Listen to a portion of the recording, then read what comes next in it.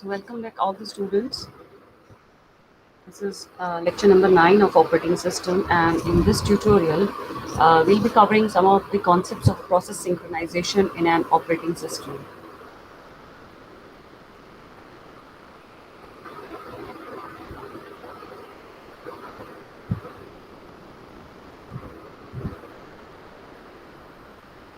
So these will be the objectives for today's tutorial. That is, you are going to understand what is process synchronization. We'll understand race condition, bounded buffer problem, what is Dining philosopher's problem, and then at the last we'll be reading readers and writers problem in operating system. And all these problem, let me tell you, they all belong to process synchronization part. So let us just quickly work on them and understand what exactly is process synchronization.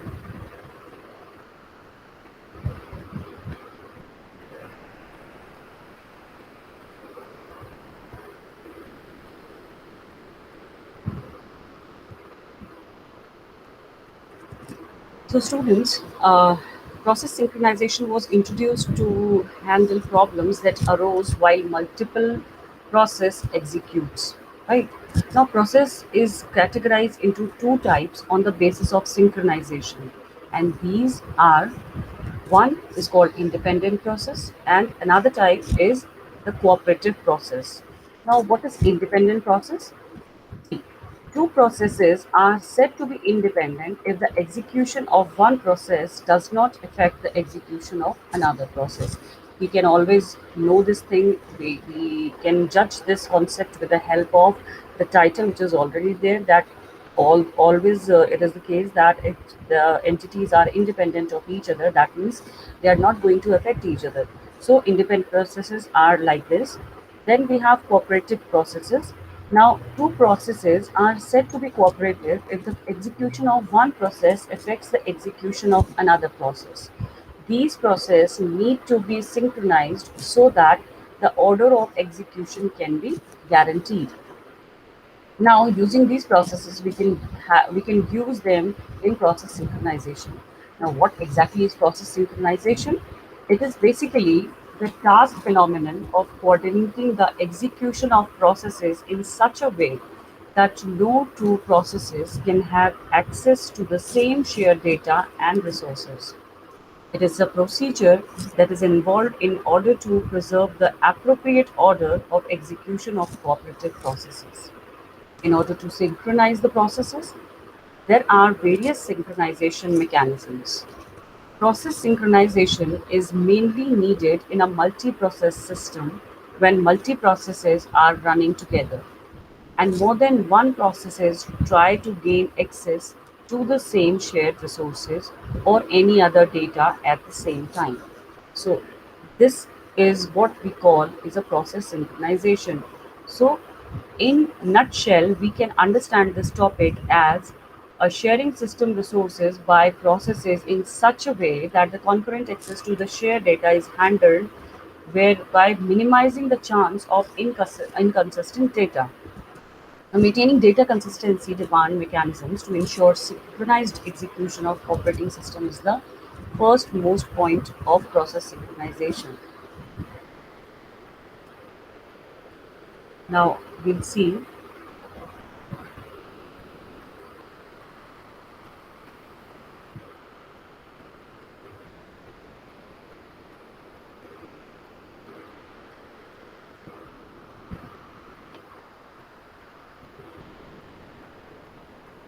As I told you, it was introduced to handle the problem that arose while multiple process execute. These are some of the problems that occur, right? Now, one is critical section problem. Then we have synchronization hardware, mutex locks, and deadlocks. Critical section problem we have already seen. Now I'm just going to cover up. We have taken this process synchronization. I'm going to tell you what exactly is a race condition. So understand what exactly is a race condition.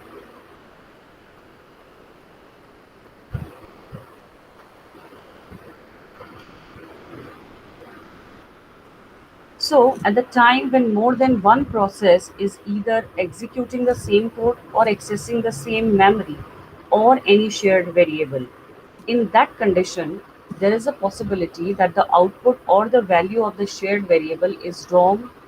So, for that purpose, all the processes are doing the race to say that my output is correct.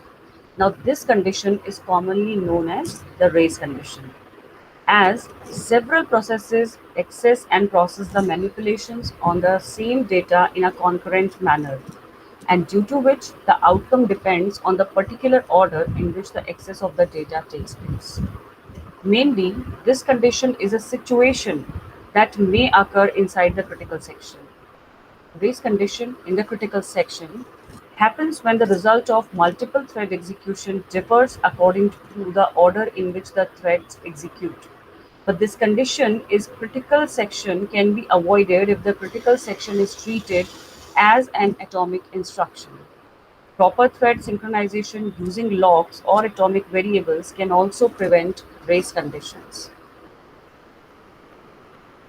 In the previous lecture, I have already told you about the critical section problem. In last lecture, we have done critical section problem, which is just a code segment that accesses shared variable and has to be executed as an atomic action.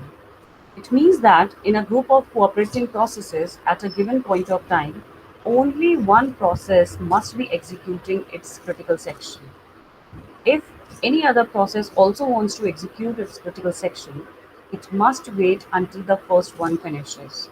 The entry to the critical section is mainly handled by a wait function, while the exit from the critical section is controlled by the signal function. Here we have seen there are different sections. The entry section, which is mainly used for the process request when its entry is been requested by a process, and we use the exit section when a process wants to go out from the critical section after execution. In yesterday's lecture, I have already told you the solution to this critical section problem. The solution lies in four things we have seen, in three things we have seen. One was the mutual exclusion. That was, out of a group of cooperating processes, only one process can be in its critical section at a given point of time. In the second solution, we have seen that progress should be meet. Now, if no process is in critical section and if one or more threads want to execute their critical section, then any one of these threads must be allowed to get into its critical section. Then the third solution which we came up with was a bounded waiting. Now, after a process makes a request for getting into its critical section, there is a limit for how many other processes can get into their critical section before this process request is granted. So, after the limit is reached, the system must grant the process permission to get into its critical section.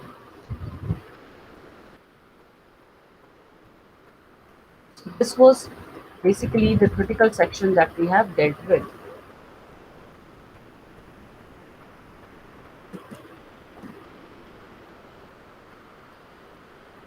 Now, there are some classical problems of synchronization.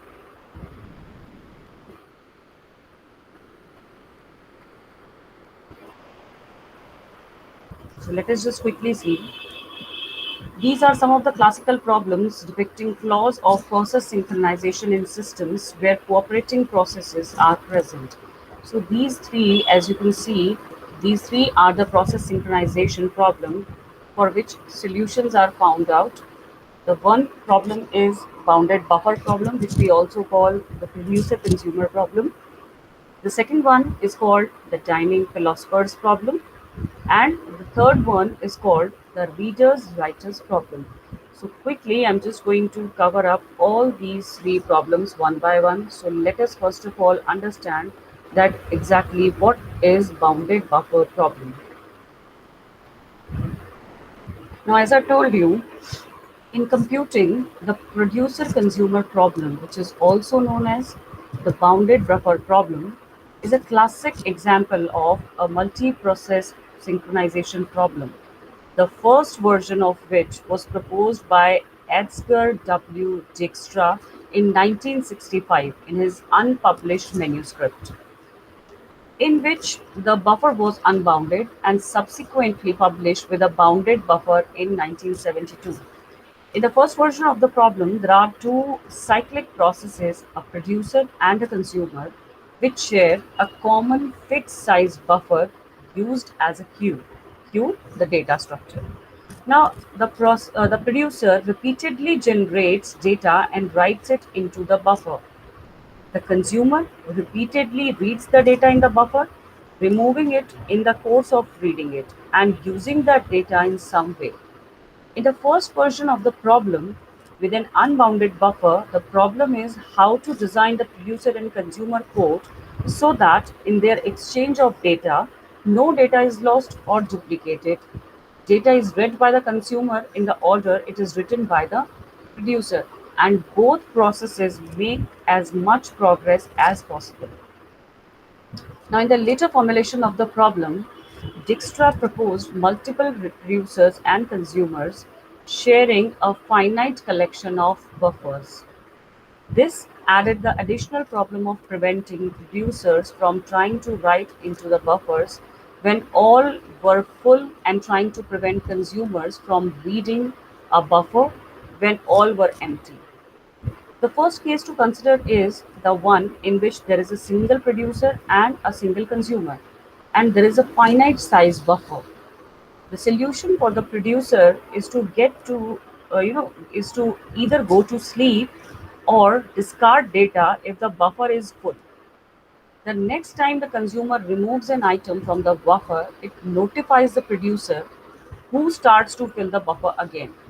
In the same way, the consumer can go to sleep if it finds the buffer empty. The next time the producer puts data into the buffer, it wakes up the sleeping consumer. The solution can be reached by means of inter-process communication that we have already seen, the communication which takes place between the two different processes. Now, typically, it can be held using semaphores. In the last lecture, I have told you about semaphores, which are nothing but the binary variables which are used to indicate the vacant critical section and the engaged critical section. Now, an adequate solution could not result in a deadlock where both processes are waiting to be awakened. Now, what could be the inadequate implementation? Now, to solve the problem, it is tempting to propose the solution. In the solution, two binary routines are used. One is sleep and one is wake up. When sleep is called, the caller is blocked until another process wakes it up by using the wake up routine. The global variable item count holds the number of items of the buffer. So let us understand how does it do. We have written a code where we have taken an item count to be zero initially. Then we are writing one function. We can write one function that is procedure producer, where we can take the producer to sleep at times and take the consumer at times to sleep accordingly, and we can manage the we can manage the problem. The problem with this type of solution is that it contains a race condition that can lead to deadlock. Now, consider a scenario where the consumer has just read the variable item count, notice it's zero, and is just about to move inside the if block.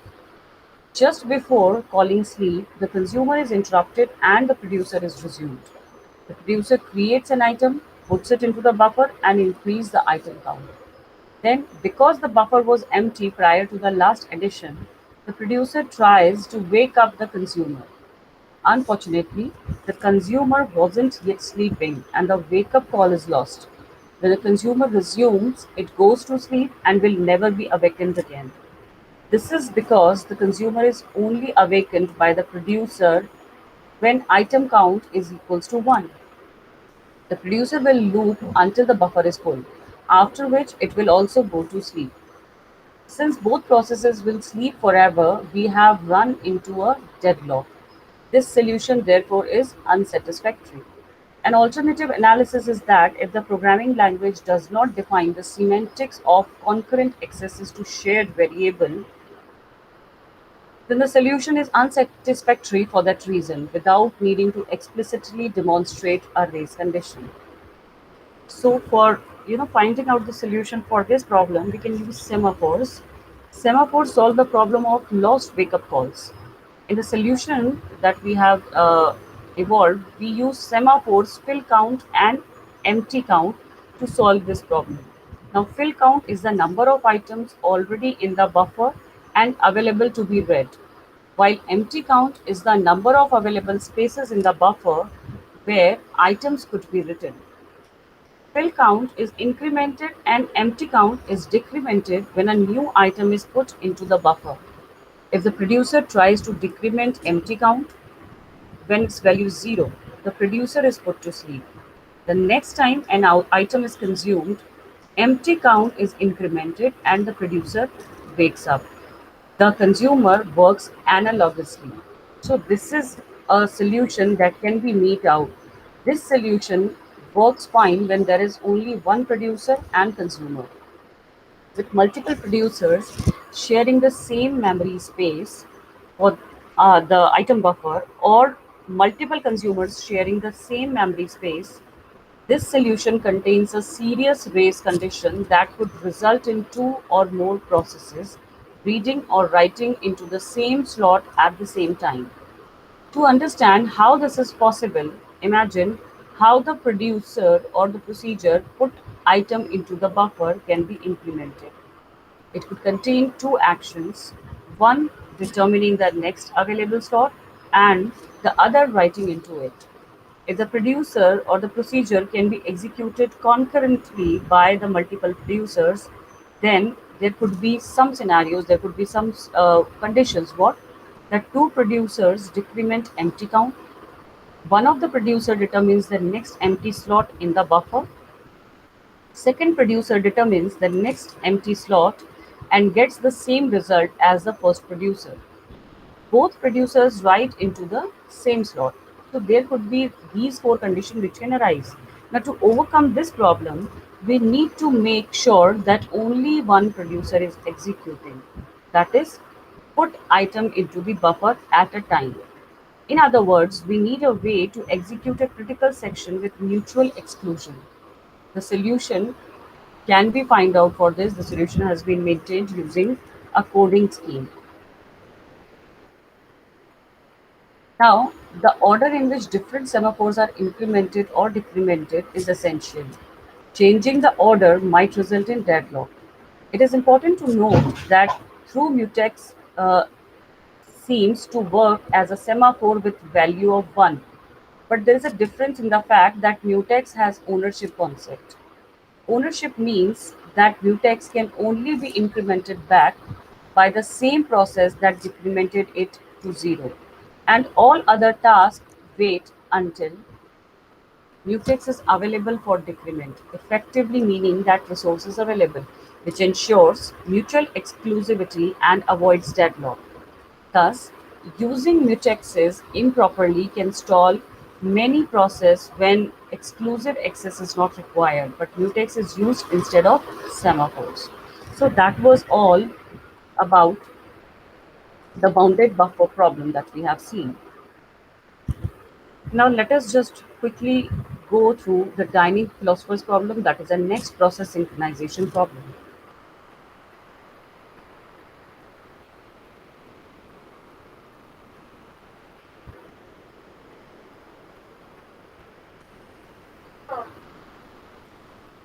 In computer science, the dining philosopher's problem is an example of problem often used in concurrent algorithm design to illustrate synchronization issues and techniques for resolving them. It was originally formulated in 1965 by Dijkstra as a student exam exercise presented in terms of computers competing for access to tape drive peripherals. Soon after, Tony Hoare gave the problem in present formulation. Now, what is the problem statement of dining philosopher's problem?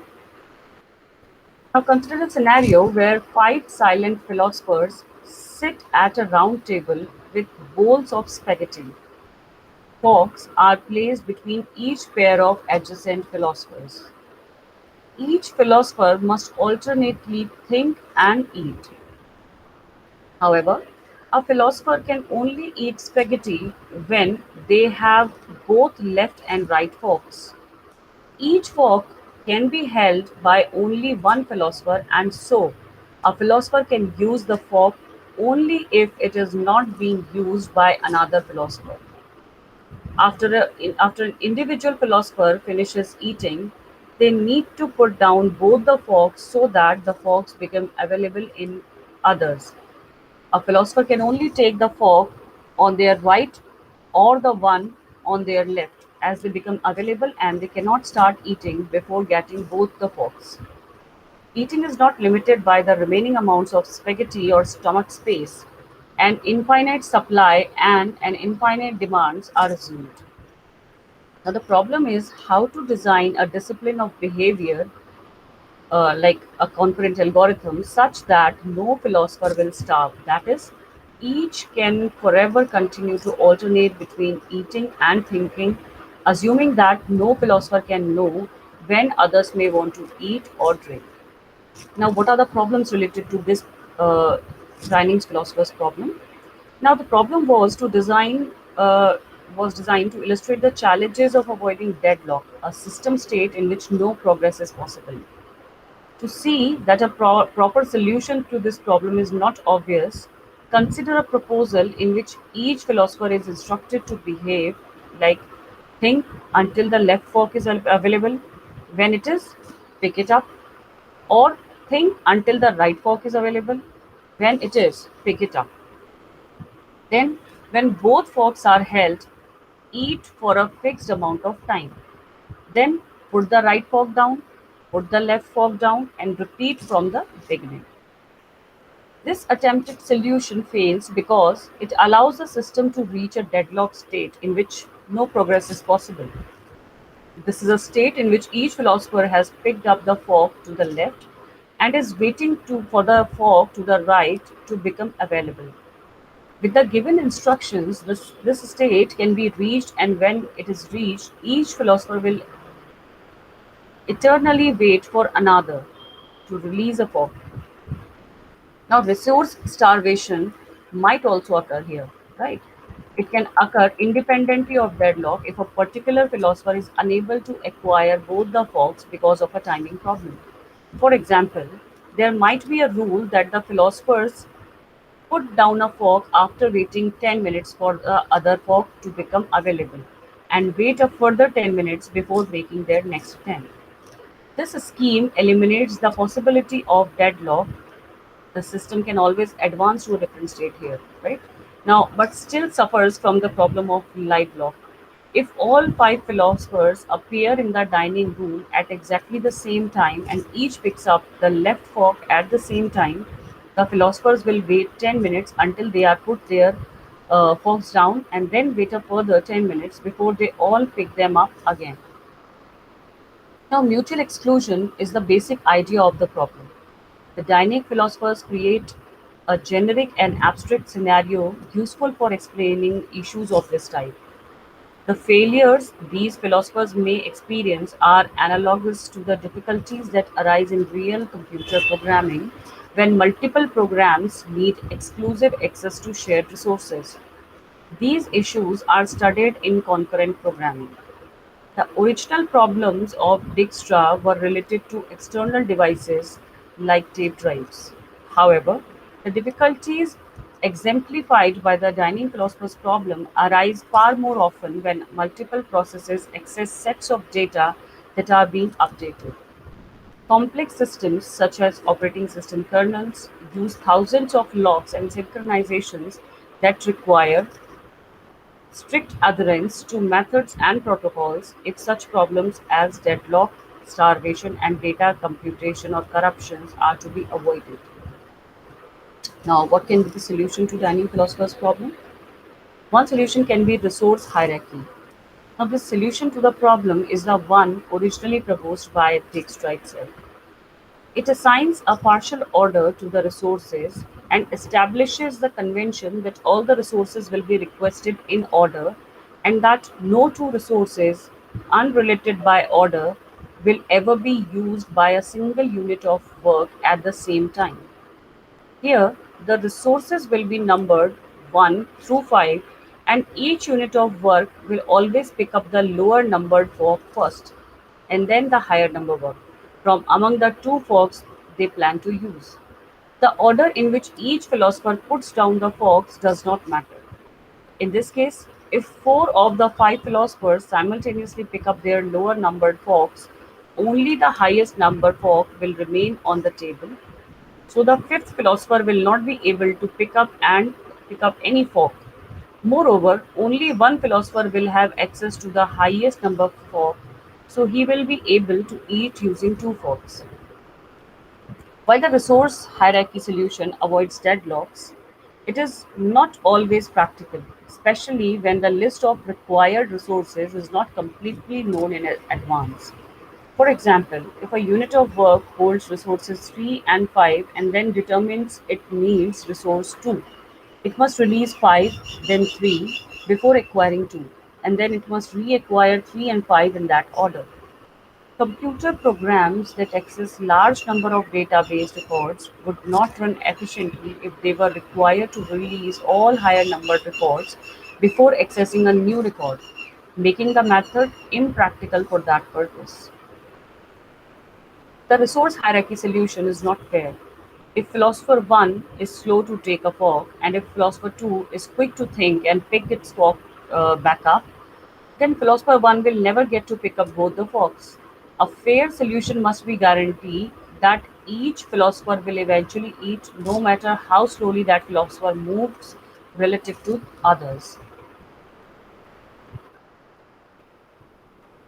Now, there can be an arbitrary solution for this problem also, where another approach is to guarantee that a philosopher can only pick up both the forks by or none by introducing an arbitrator, like exemplary, a waiter.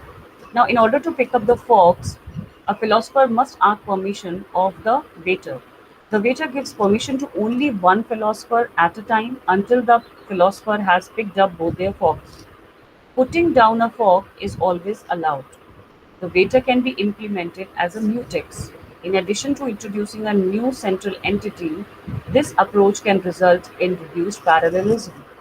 If a philosopher is eating and one of his neighbors is requesting the forks, all other philosophers must wait until this request has been fulfilled, even if forks of them are still available. So this is about the dining philosopher's problem. I hope this problem is clear to you and what all we can do for the solution, for an efficient solution. Either you go for a resource hierarchy solution or you want to go for the arbitrary solution. We have seen the pro and cons of both. So it is all upon the system that is going to decide that which kind of solution it wants for the dining philosopher problem. Now, let us just quickly understand what is the reader's and the writer's problem.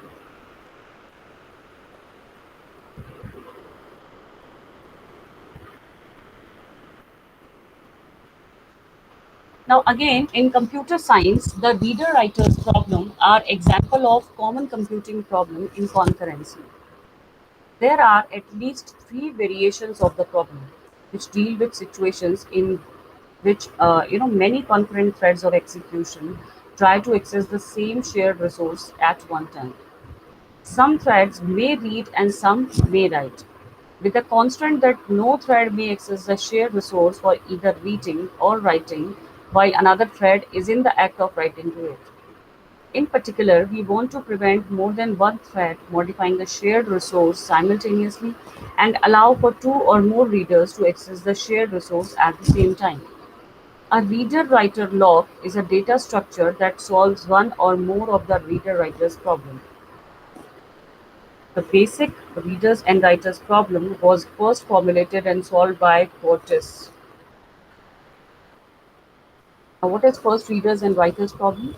Suppose we have a shared memory area, which we call the critical section.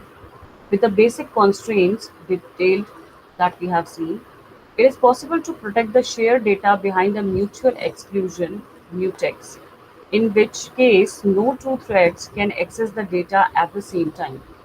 However, this solution is suboptimal because it is possible that a reader R1 might have the lock and then another reader R2 request access. Now, it would be foolish for R2 to wait until R1 was done before starting its own read operation.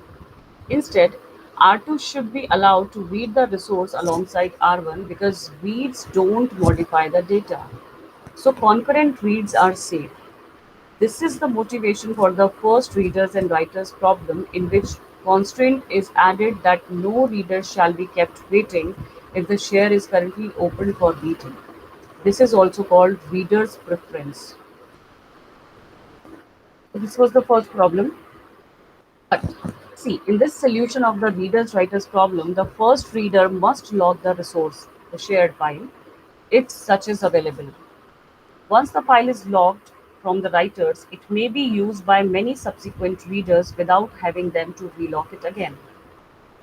Before entering the critical section, every new reader must go through the entry section.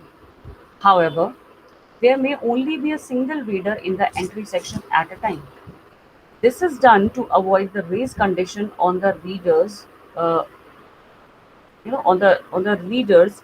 In this context, a race condition is a condition in which two or more threads are waking up simultaneously and trying to enter the critical section without further constraint. The behavior is non-deterministic, like two readers increment the read count at the same time, and both try to log the resource, causing one reader to block. Now, to accomplish this, every reader which enters the entry section will log the entry sections for themselves until they are done with it. At this point, the readers are not locking the resource. They are only locking the entry section, so no other reader can enter it while they are in it. Now, once the reader is done executing the entry section, it will unlock it by signaling the mutex.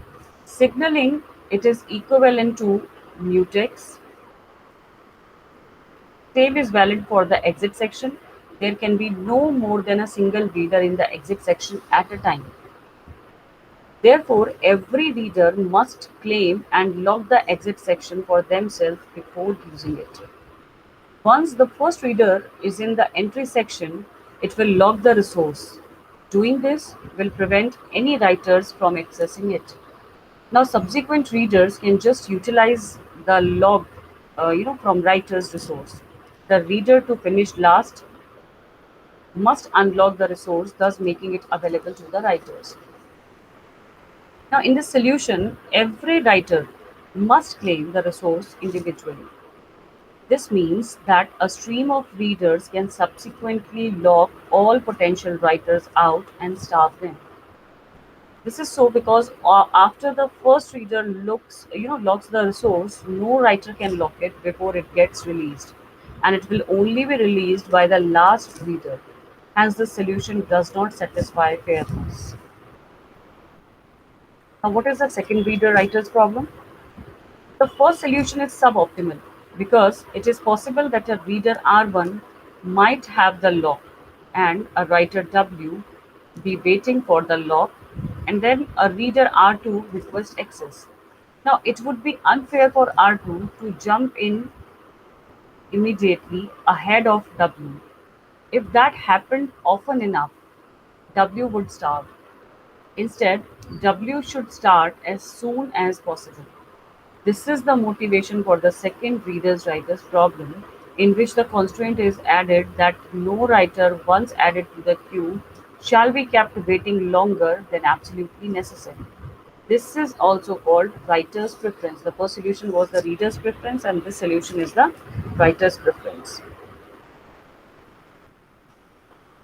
Now, in this solution, preference is given to the writers. This is accomplished by forcing every reader to lock and release the ready semaphore individually. The writers, on the other hand, don't need to lock it individually. Only the first writer will lock the read entry, and then all subsequent writers can simply use the resource as it gets freed by the previous writer. The very last writer must release the hereditary semaphore, thus opening the gate for readers to try reading. No readers can engage in the entry section if the retry semaphore has been set by a writer previously.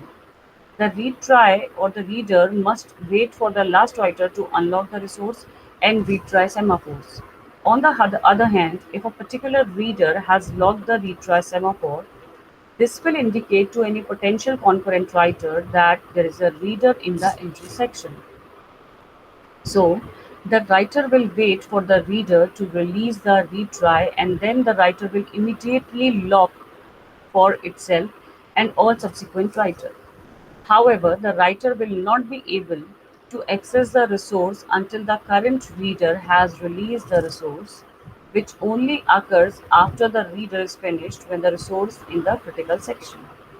The resource semaphore can be logged by both the writer and the reader in their entry section.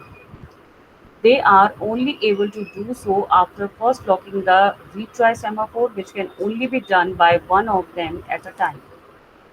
If there are no writers wishing to get to the resource as indicated to the reader by the status of the retry semaphore, then the readers will not log the resource. This is done to allow a writer to immediately take control over the resource as soon as the current reader is finished reading. Otherwise, the writer would need to wait for a queue of readers to be done before the last one can unlock the retry semaphore.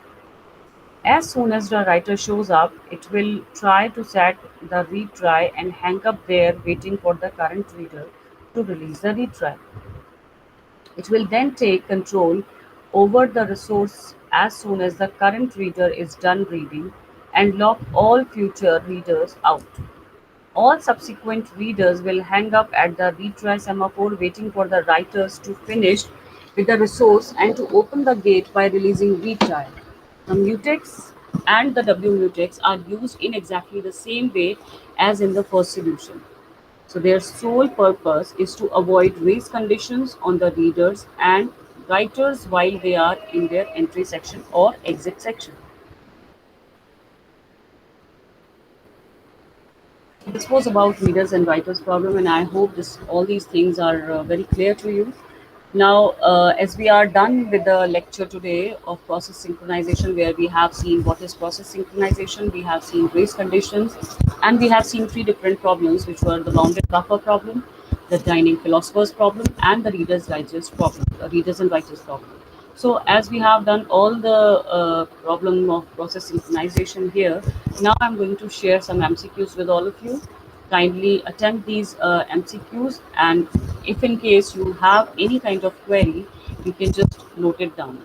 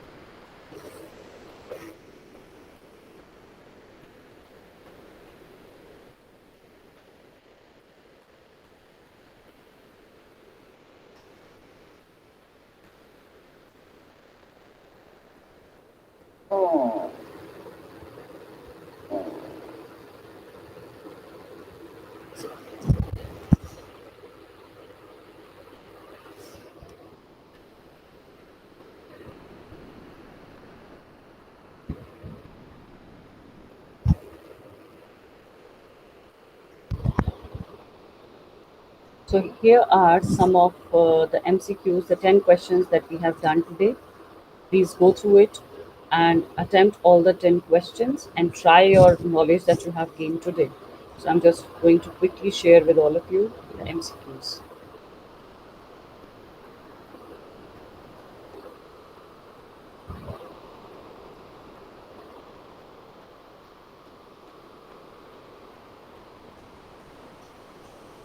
So here are the questions. A binary semaphore has the value 1 or 0, is essential to binary computers, is used only for synchronization, and is used only for the mutual exclusion. So we have already seen what is a binary semaphore. We have seen how many values it can have and what is the role of a binary semaphore in process synchronization. So I hope this is clear to you. Now the second question says inter-process communication can be done through with what what in what ways we can perform inter-process communication using mails, using messages, using system calls or traps. So you can easily answer this question. That is a very easy MCQ that you are seeing here. The answer is very clear here. You can opt for the correct answer. Then let us quickly take question number 3, question number 4, and question number 5. Mutual exclusion. What is it? If one process is in a critical region, other are excluded, or it prevents deadlock, or it could be required semaphores to implement, or is found only in the Windows NT operating system. So we have seen the mutual exclusion also, so it would be easy for you to identify, as we have seen what mutual exclusion does in process synchronization. Is it a solution part or is it on the problem side? So you already know what we have to say here, so you can easily identify. Then the section of code which accesses shared variables is called, is it a critical section? Is it a block? Is it a procedure? Or is it a semaphore? So you can easily identify what is it. Let me quickly take you to question number 5 and 6. The semaphore can be used for solving. We have seen semaphore as a solution to process synchronization problem. But what exactly is the thing which semaphore resolves? Is it wait and signal? Is it the deadlock condition? Is it the synchronization or the priority part? So here you need to decide out of these four, which do you think is the most appropriate answer of the question. Now let us move on to the sixth part where we are understanding the degree of multiprogramming. Now what do you call a degree of multiprogramming? Is it the number of processes executed per unit time, or the number of processes in the ready queue, or the number of processes in the input output queue, or the number of processes in the memory? So what do you call the multiprogramming could be? So this is a very general concept that we should know, that what multiprogramming exactly means. So just select the correct answer, whichever you think is it. Now let us move on to the next set of questions, question number 7 and question number 8. Several processes access and manipulate the same data concurrently, and the outcome of the execution depends on the particular order in which the access takes place. What do we call them? So, again, understand, several processes access and manipulate the same data concurrently. They are accessing the shared resources at the same time together. And the outcome of the execution depends on the particular order in which the access takes place. So, what do we call it? Is it a shared memory segments? Or is it entry section? Or is it raise condition? Or you can call it a process synchronization. So, we have seen all these four things in this and the previous lecture. So, you people, I guess, are able to answer the question correctly. Now, eighth question says, which process can be affected by other processes executing in the system? Is it the cooperating processes, the child process, the parent process, or the init process? So quickly decide which process is there.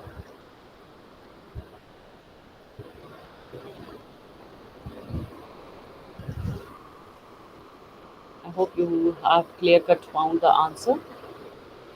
Now let us move to the last set of questions, question number 9 and question number 10, which says, when several processes access the same data concurrently and the outcome of the execution depends on the particular order in which the access takes place, is a dynamic condition? Is it a race condition? Is it essential condition? Is it a critical condition? So what do you think? Which one is the correct part? So you can decide on that. And the 10th question says, if a process is executing in its critical section, then no other process can be executed in their critical section. Now, what do you call this condition? Is it a mutual exclusion? Is it critical exclusion? Is it synchronized exclusion, or is it asynchronous execution? So out of these four, you can decide that what do we call such kind of a condition where a process is executing in its critical section, and no other process can be executing in its critical section until the first process is done. So it is very to figure out. You can find out the answer to this.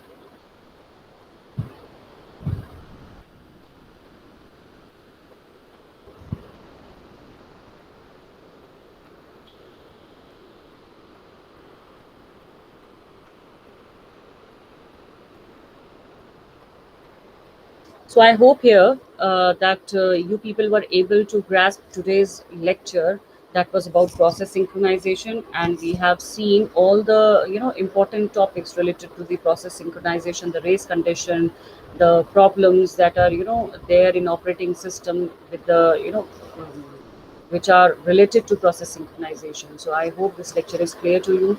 In case of any kind of queries, you can just contact me on the given numbers. And so in tomorrow's lecture, we'll move further with the further concept of operating system. Till then, keep reading, keep yourself busy in getting knowledge. Thank you so much.